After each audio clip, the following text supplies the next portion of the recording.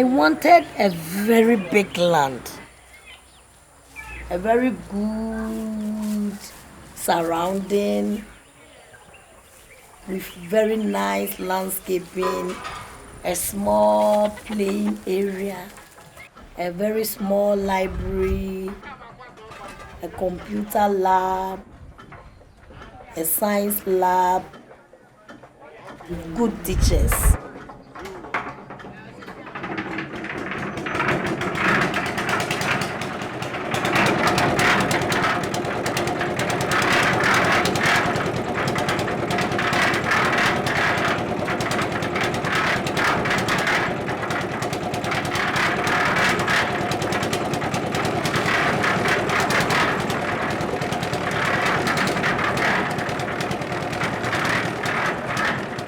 What will it take to build this school? That's what I asked myself and our team at Global Education Network when we were first approached to help excavate the swampy ground surrounding the small family compound in Mpraeso, Ghana, and construct a 3-story classroom building. Of course, it would take a design, money, and building materials, which in rural Ghana means sand, rocks, cement, and iron rods.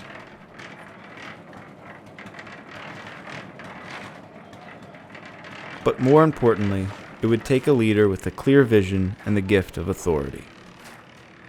After a lifetime of teaching girls how to sew, founding 2 other schools, and renting out rooms for students at the University of Cape Coast, Comfort Bediako, whom everyone respectfully calls Madam, set her sights on building a primary school for the children in her hometown of Mpraeso.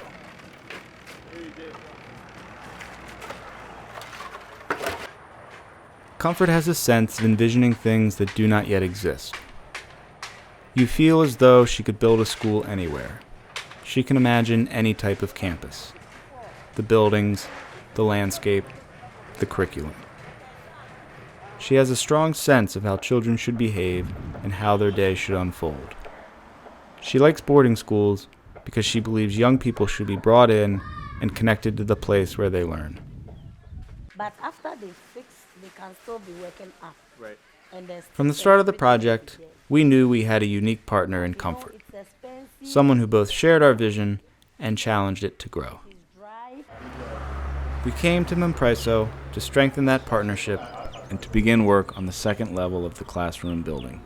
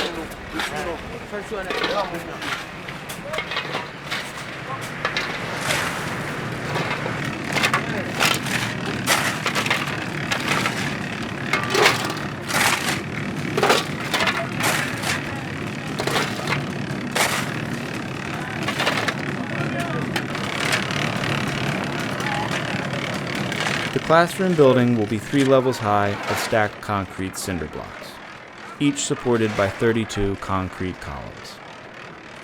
The ceiling and flooring of each level is poured concrete.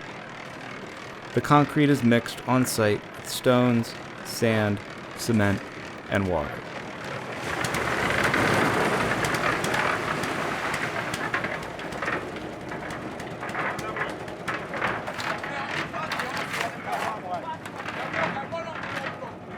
To fill the 2nd floor, workers pass the cement up an assembly line.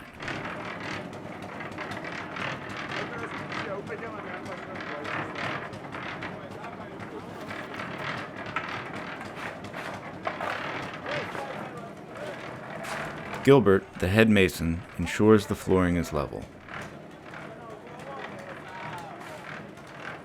Gilbert and Kofi, the man operating the cement mixer, are the only 2 professionals in the crew.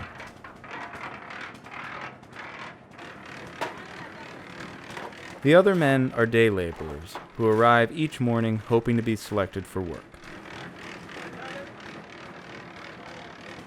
Their children will attend the school once it is finished.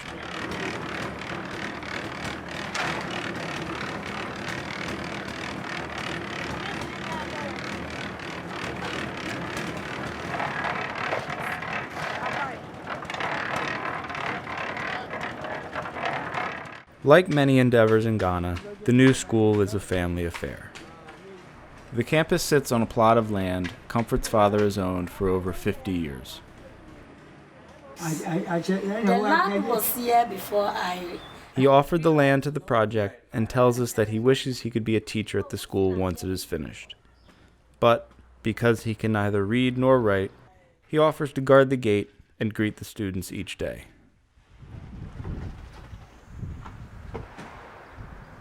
Comfort's brother Samuel, an architect, designed the campus.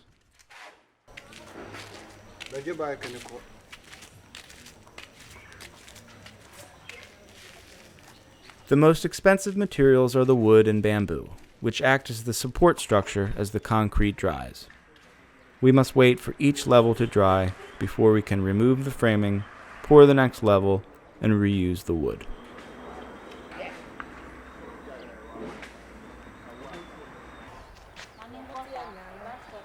At the end of the day, Comfort cleans up the site and stacks the unused wood. She employs the help of 2 teenagers who had been milling around the site since the morning. Her tactic is subtle yet effective. She has brought them in and put them to work. She wants them to feel a part of the project. Both boys have been out of school since 7th grade.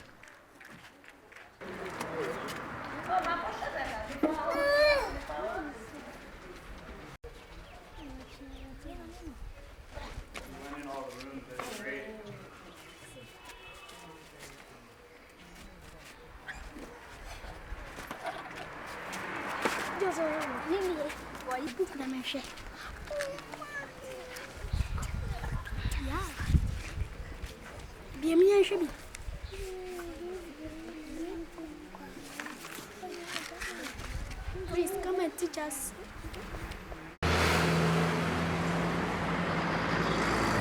The town of Mpraeso sits along the main road up the Kwahu Plateau at the southeastern edge of the Volta River basin. The road weaves up the plateau through densely packed palm trees and echoes with the sound of honking taxis.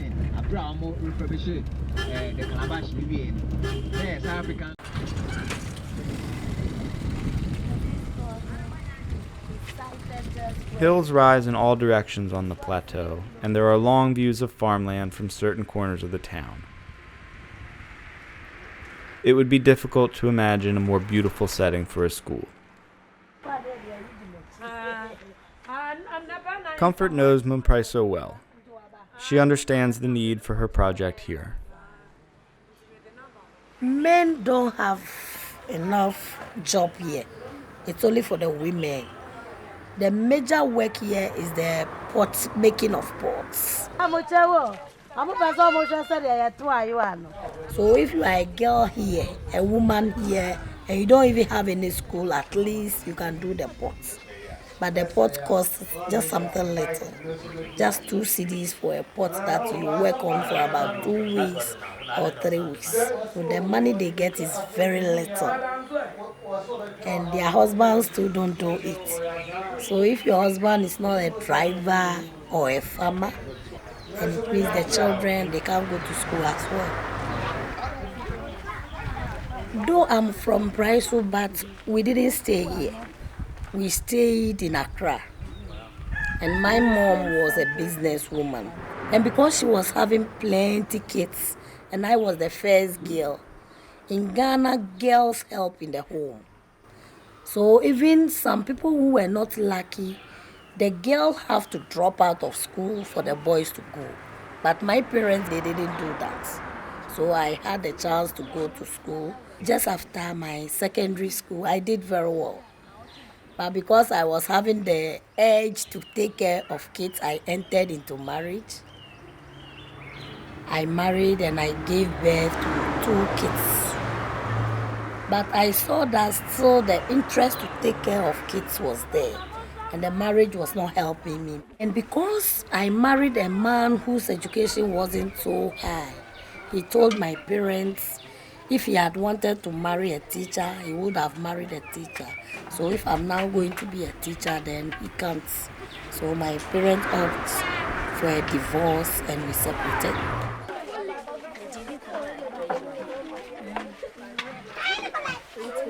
I was nearly out of school because of early marriage. But when my parents helped me and I entered school again, I saw that I was making a very great impact on the society. I'm a Ghanaian, and in Ghana, most parents don't have any education at all. They don't know what is good education for the child. So they just provide any food, they just give the child money and they leave for work. If this should continue, then it means the next generation is also going to suffer same. That is the main reason why we are coming here, so that if I will get someone to help me, we will set up a school where we'll bring all the street children together in a boarding school with good structures, with teachers who are having the same idea that I'm having. It's going a long way to train a lot of kids who are deviant and are causing trouble in the Ghanaian society. Comfort and I met with local parents to talk about the new school. Meetings like this are an important opportunity to engage with the parents whose children will attend the school. We listened to mothers and fathers as they shared their hopes for the new school, and we discussed with them our vision of the school's place in the community. After the meeting, Comfort was beaming with enthusiasm. That night, she told me it would be the best school in Mpraeso.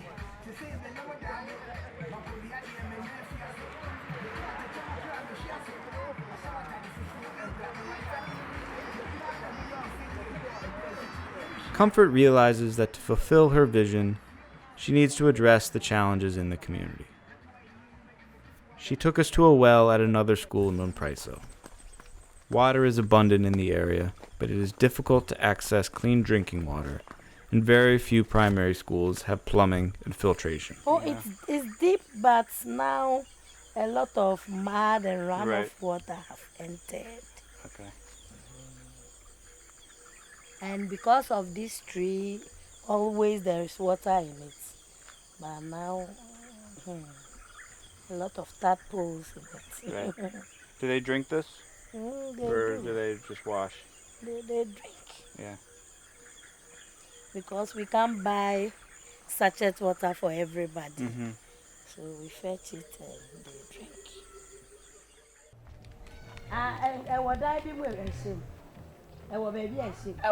We visited a family near the campus with the type of electric pump Comfort plans to install at the new school. This is the overhead tank. Right. Okay. And the well is down here. That's where they plug it for the pump to Okay. fill the pump. So where's the pump? It's down there. Pump's down here. Okay. They don't fetch from here. Right. The pump is there, so when they connect the pump, it will pump it to the overhead tank, Okay. and it's distributed all over the house.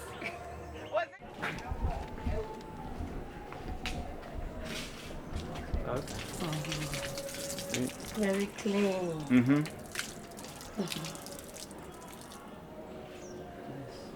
So what else do they have in their house? They have overhead showers and sinks and bathrooms.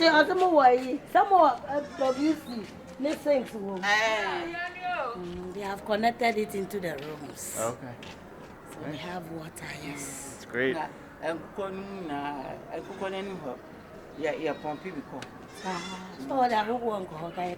Oh, Mongo here, who won't. They have a big poultry farm here. This is the only poultry farm in the area. And we have started this business for about 40 years now. Oh, wow. So they still have water Right. for the farm. So, how many chickens total? Do you know? I think we'll cover your hand and more. I did that now. Did that now. Oh, my gosh. It all along.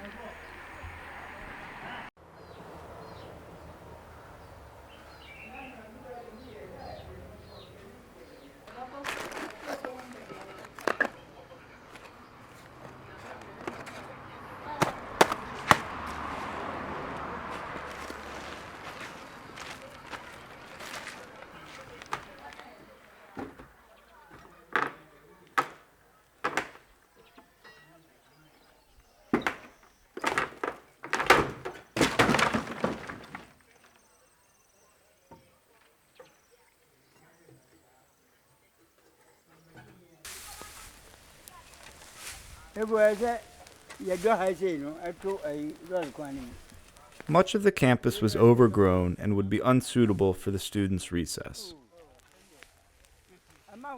Comfort clears the land so that she can plant a grass lawn.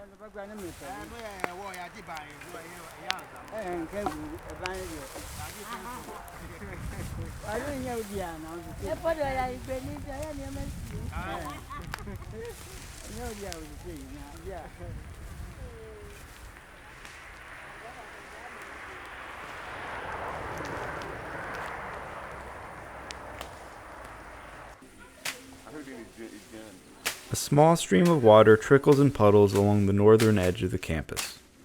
The ground around the stream is soft and swampy. Workers divert the stream so that it flows more regularly and has a more defined bank. The appearance of the river and the landscaping is important to Comfort.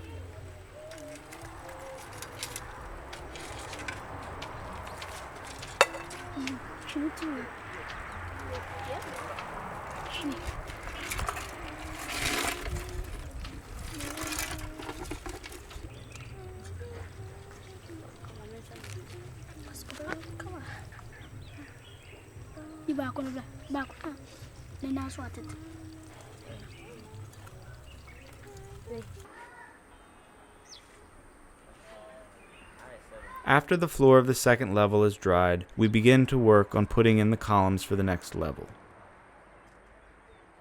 The concrete columns must be reinforced with iron rods. How much they will take if they are fixing all the 32 pillars. They will fix it and put it on, and we start putting the wooden part of it. Before we buy the iron rods, Comfort negotiates the cost of labor with one of the workers. What did you decide on? At first, they were saying they would take 450, and I said no, we don't have money. Mm-hmm. But the project, we need to complete it because it's going to help them too. Mm-hmm. So we are going to give them 300 if they will take it. Okay, and 300. They said yes. Okay, great.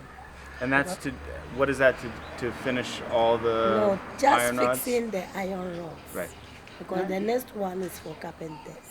The masons will also come and put the concrete inside. Okay. So assuming we are buying 20, what will it be?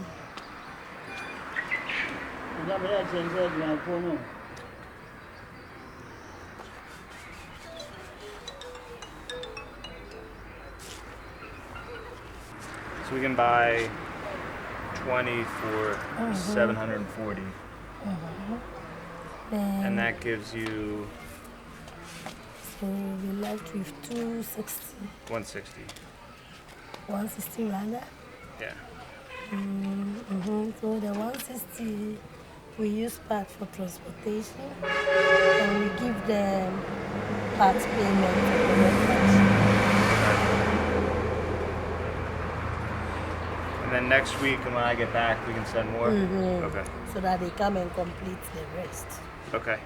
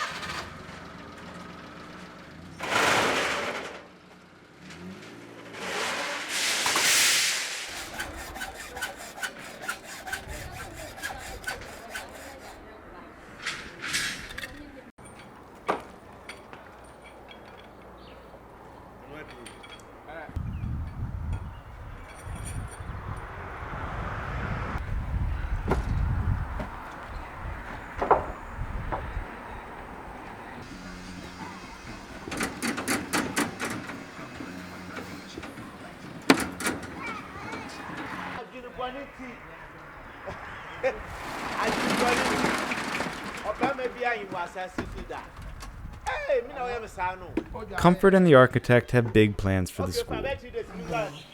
She wants to build a kitchen on the campus. She wants to build dormitories so that the students can come from all over Ghana. And she wants to organize a busing system to pick up and drop off the local students. These plans excite her, but she is most excited when she talks about the children, especially girls, she has already trained and put through primary school, secondary school, and college. Many of her former students become teachers themselves. In many ways, the Mpraeso project seems like the culmination of a lifetime of work for Madam Comfort. But it may just be the beginning. Like any school in the world, this school will need to keep improving and innovating, adapting and expanding. The need to educate students does not end when the concrete dries. The concrete block structure may someday seem crude compared to the immeasurable vision of an expansive campus and world-class facilities. A vision first conceived with a simple idea: to educate the children of a small town in rural Ghana. Building, so this is great. The fulfillment of that vision takes an enduring partnership. For now, we are focused on the reality of finishing the classroom building and enrolling the school's first students. We remind ourselves to take it one step at a time.